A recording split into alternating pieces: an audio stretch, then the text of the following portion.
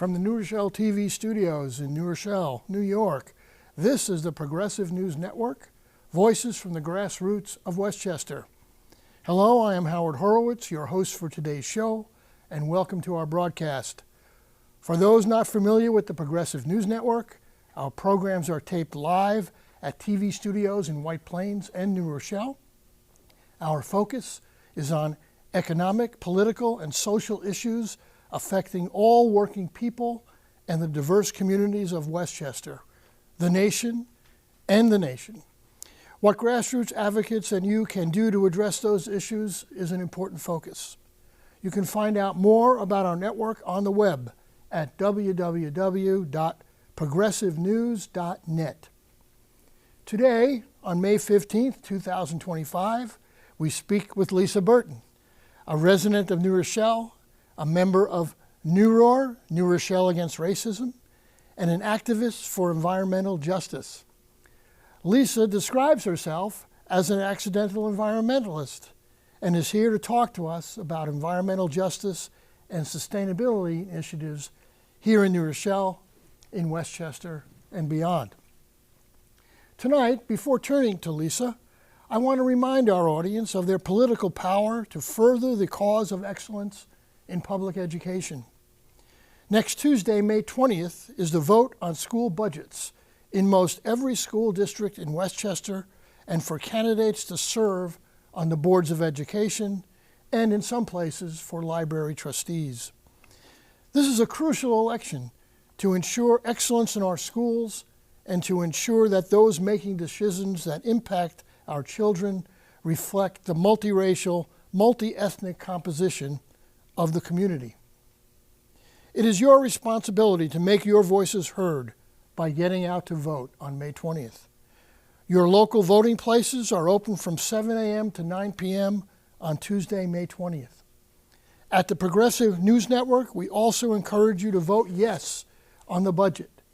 Your yes vote is crucial to provide our children with the resources they need and to ensure that the values of our community and of our properties are maintained.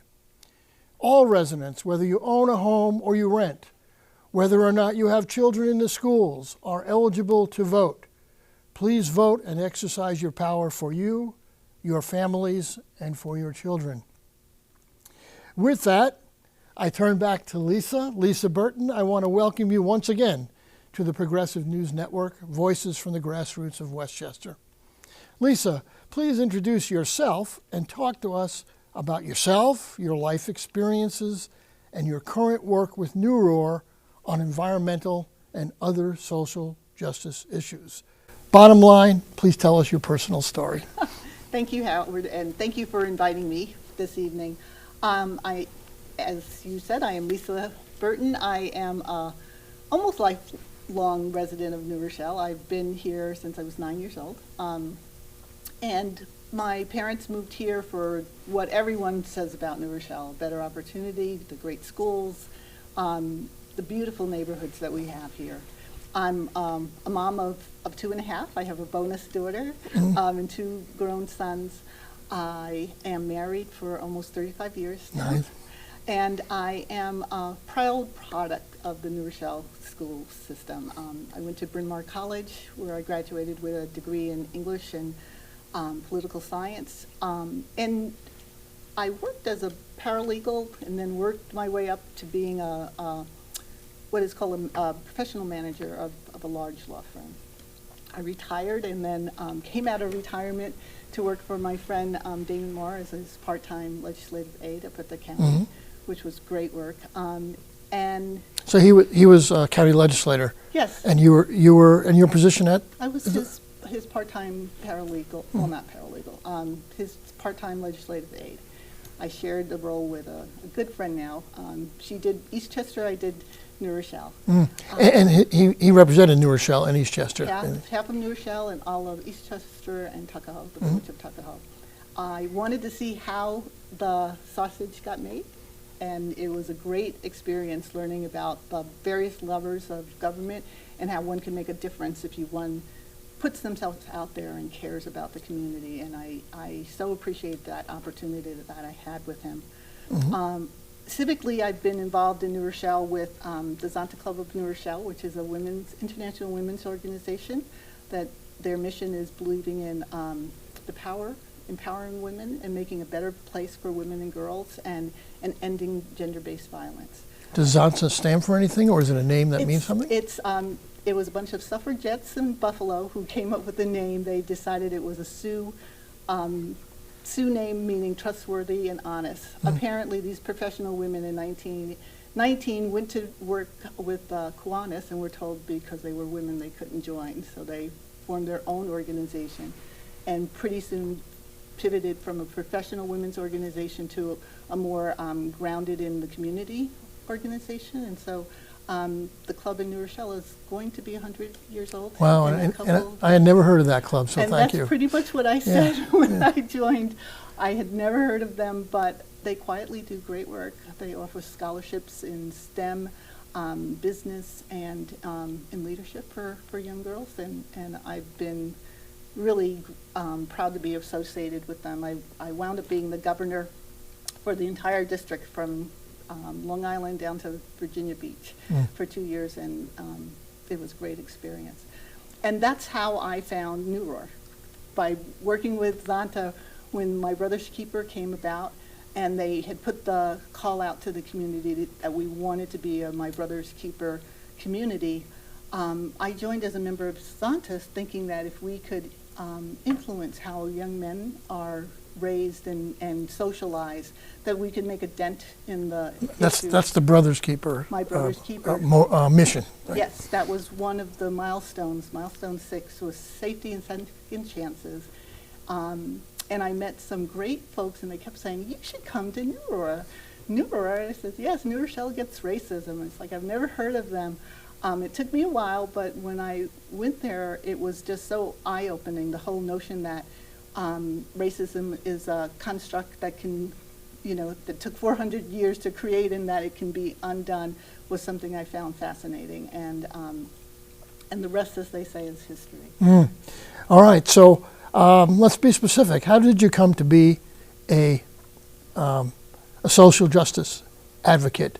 I guess I'm asking, how did you come, what accident befell you that you were an accidental environmental justice? Well, in April or May of 2021, there was a proposal before City Council to say that a piece of property that is in the overlay zone that has very specific zoning requirements, that the developer did not want the overlay zone, which is very unusual because it's quick to build something.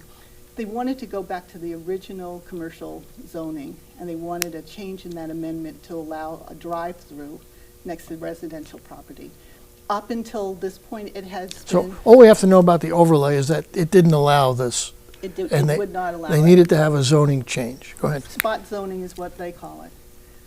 And I watched it go through the county, and I watched it, a couple of meetings, and I was just convinced that it would never happen. I remember sitting at the corner of the property is at Echo and Huguenot. And I remember being stopped at the light. It's where the old Pizza Hut was, and seeing the back end of Fountain Place, where there's a emergency family shelter that as a legislative aid, we went on a tour. It's a walk up. There's families who are in crisis that have these beautiful apartments, but they're old stock apartments. And they live there. And they live there, Mm-hmm. and they're there with their children, and it's a walk up. It's a walk up. And then you can see the back end of the Bracy courts, and where the old ladies, well, not old, the seniors, have picnics and such. And it's like they're just never going to do this, and what a waste of money that this developer. In other words, they're never going to put a drive-through in front of these. Right, because it's so close. It's so close. And then it passed.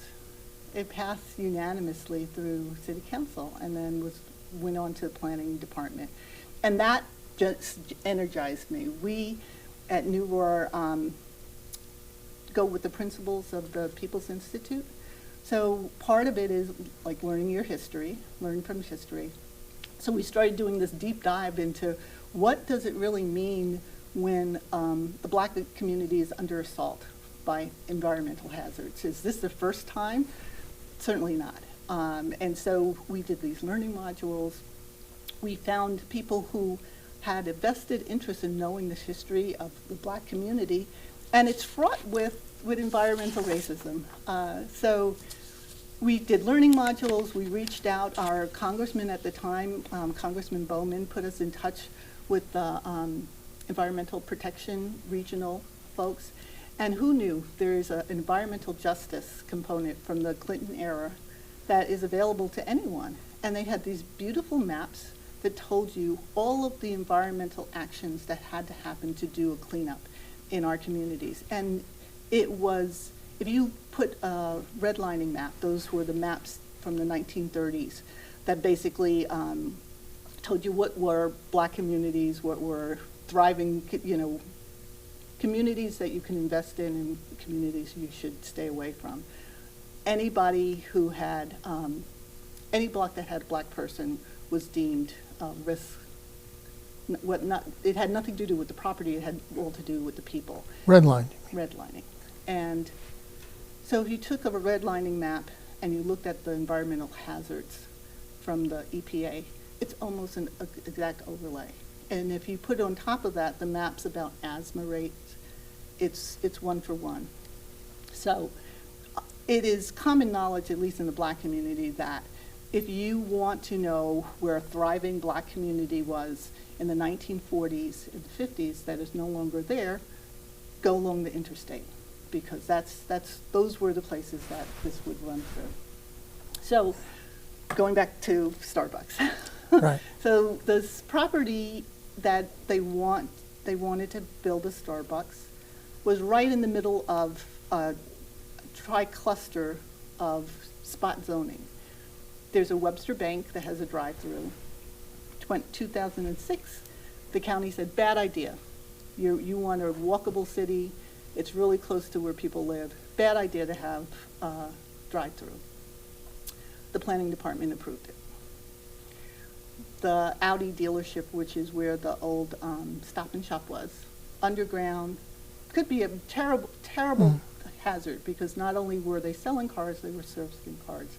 And if something bad happens, it's an underground, contained, very close to apartment buildings and old stock. So ground us in some time here. So Webster Bank, Was Starbucks.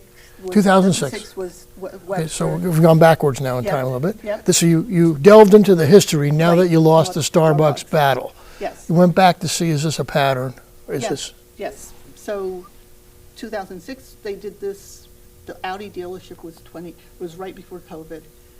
And now, again, we see Starbucks. So it's like 1,000 cuts, and it's literally ringing the Bracy apartments and the Fountainhead apartments in a noose of hazardous, because Taco Bell is there too.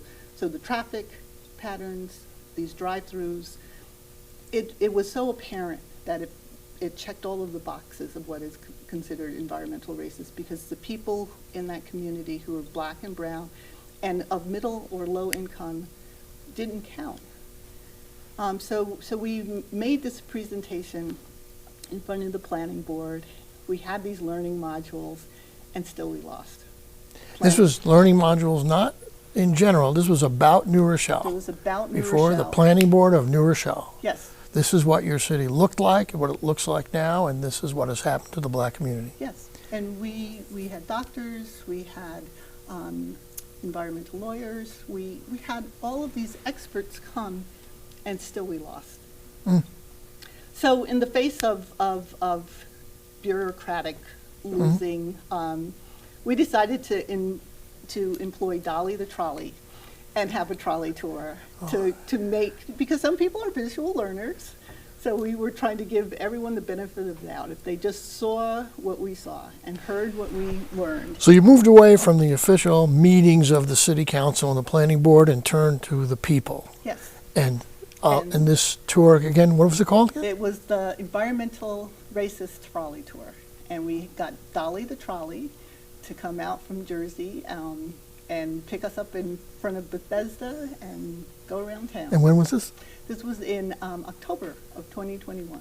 October 2021. Okay. Right, so we lost in May We lost before the planning board shortly in September. In October, we did the trolley tour, and we only had two of our elected officials join us, even though we invited them all. We had big, brightly colored invitations, handwritten, with, come with Dolly on the trolley.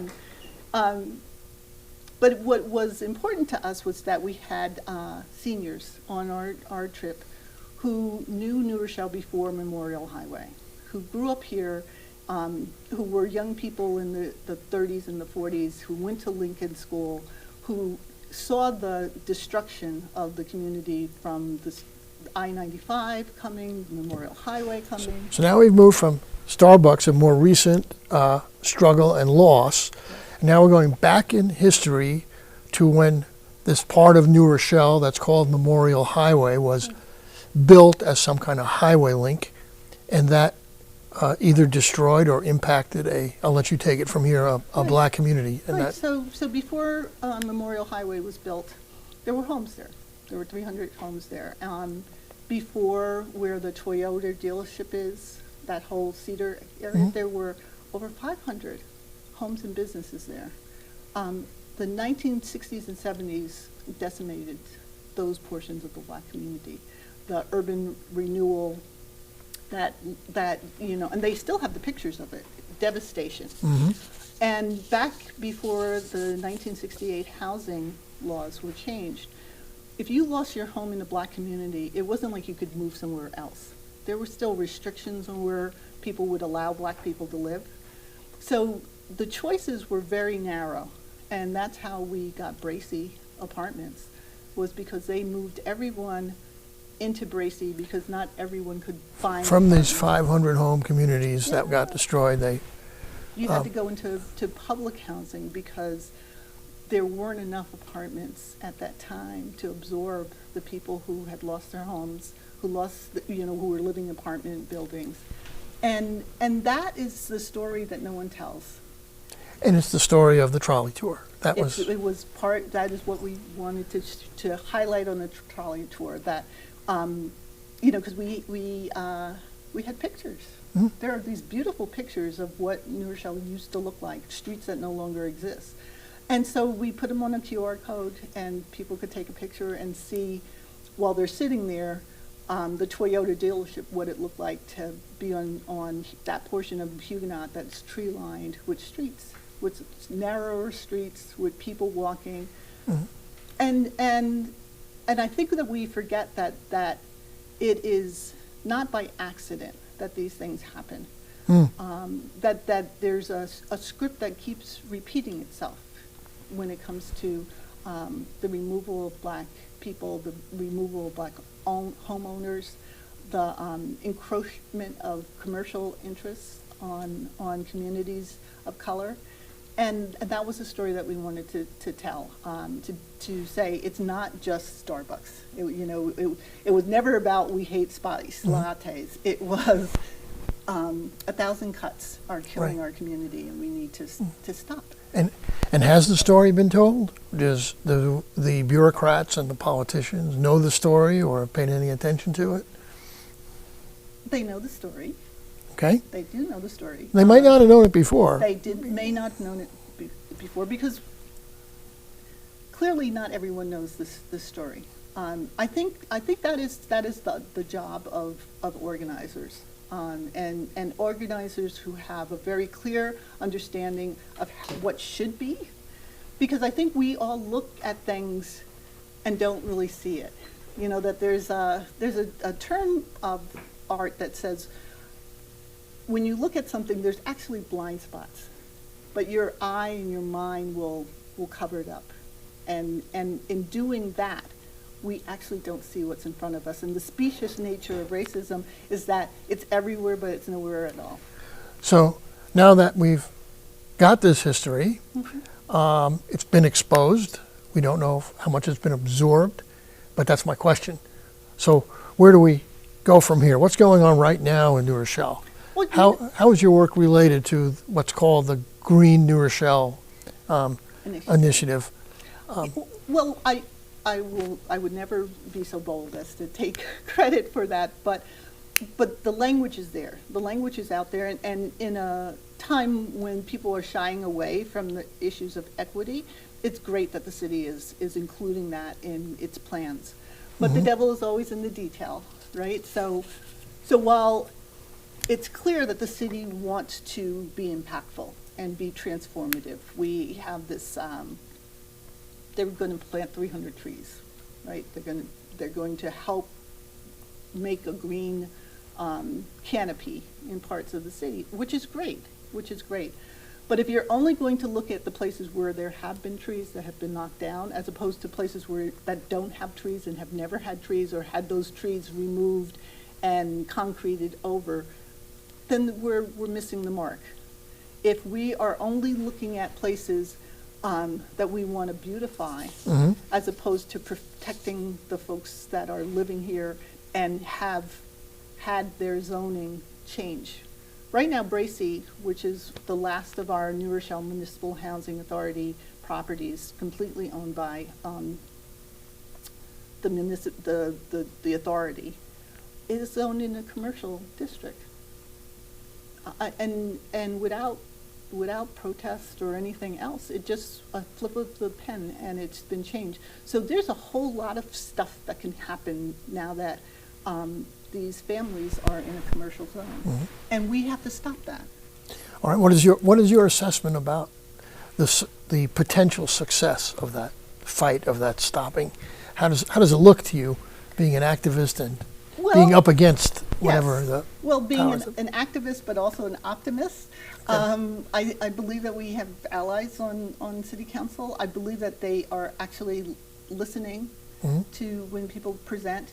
And it's incumbent upon us to make sure that whatever help they need in terms of figuring out the details, so that it's not just about building something, it's about repairing as well.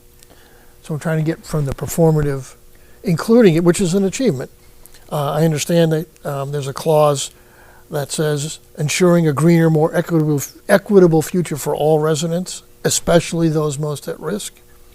And there's also an additional theme they added: climate leadership, resilience, and racial equity. Yes. So so the words are always great. The words are always uplifting.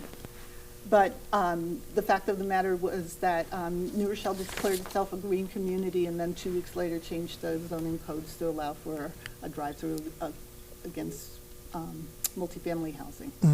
So intentions and actions and holding people accountable, it's not necessarily the work of the elected officials. That's the work of the people. In a democracy, in a republic, it's the onus is on us to make sure that our neighbors who may not have a voice are heard, and to make space and to make it clear that we have certain levels, standard levels, that we don't want sewage running down the street.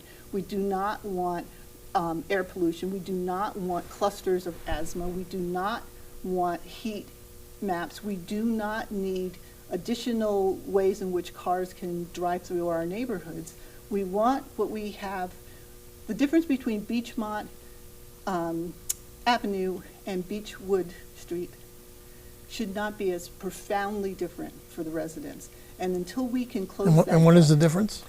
So Beachmont, Beechwood, right, is beautiful, rolling hills. That's Beachmont, right? Right, no sidewalks, glass. A lake, right? Yes, right, beautiful. Beechwood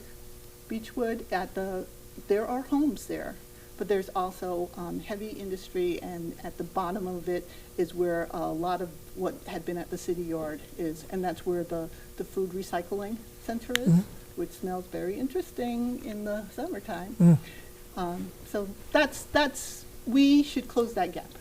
We should close that gap in terms of how the people who live on those streets, what their appreciation of nature is, what their quality of air is, and certainly what their quality of life is. All right. Thank you for that. And what are your current priorities and actions with regard to mobilizing the public or pressuring City Hall or other big issues that you're working on now in your accidental role?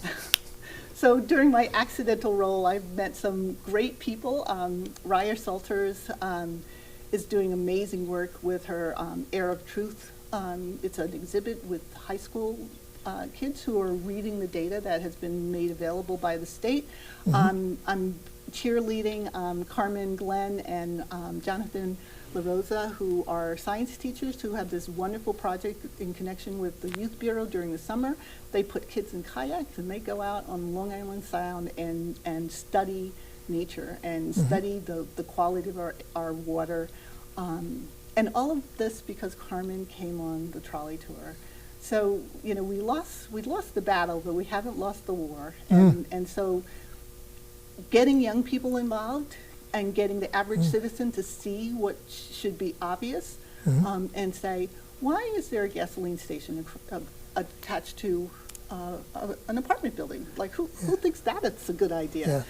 And that's what we're up to right now, is to invite people to see with new eyes what's going on in the city and take action. Excellent. And you mentioned to me in our earlier discussions about some broader legislation and issues that you're working on that could affect New Rochelle and the entire area. Yes. So right now the New York State has had I think it was 4 or 5 years ago a major environmental bond act, and so that's saying that 40% of these funds to repair damage have to be done with communities of color and where the communities are impacted. So there is, and this is not federal money, which is, one doesn't know what's going on there right now. It's state money, and the state has made this commitment, and now we as environmentalists and as community members really have to step up and make sure that we have a seat at their table. And luckily, New Rochelle has some really great state senators and assembly members who are helping in that regard. To see to it that the money from the New York State Environmental Bond Act gets to New Rochelle. New Rochelle. Yes, and in the appropriate places. All right, so we've got government that's being pressured, and we've got mobilization of the community through education, information, Yes, the young people, and we've got some support from New York State. So using one of the 2 minutes we have, what can people now do? What can residents and concerned citizens do right now to address and promote climate equity and social justice? What should they do? Well, first they can join NURA. If you want more information about NURA, with NEWROAR, the number 1 at gmail.com. That's how you get it. NUROR1 at gmail.com is the way to write to you. Yes, and come and hear what we're up to. We meet every Monday night, and we are committed to this issue of undoing racism. So, and is there a website that? You know, we are a ragtag group, so we do not have a website, but we do have a newsletter. Okay. Newer News. And isn't that posted Yes. online? That and is that's, definitely online. That's and that URL is? I think it's just newroarnews.org. That's what I have written here. newroarnews.org Yes. is a good way to connect and see what New Roar is about, and then come to the meetings at 7:30 on Absolutely. on Monday. And see what actions our allies are working on as well. And where do they meet? We meet at Bethesda, and we also meet online. Bethesda Church? Bethesda Church on Lincoln Avenue, 71 Lincoln. We are trying to get out in the community, so. Well, I'm sorry, Lisa, we have to leave it there. Okay. As we run out of time, I want to thank Lisa Burton, environmental activist, a member of New Roar, and our audience for being with us today on the show.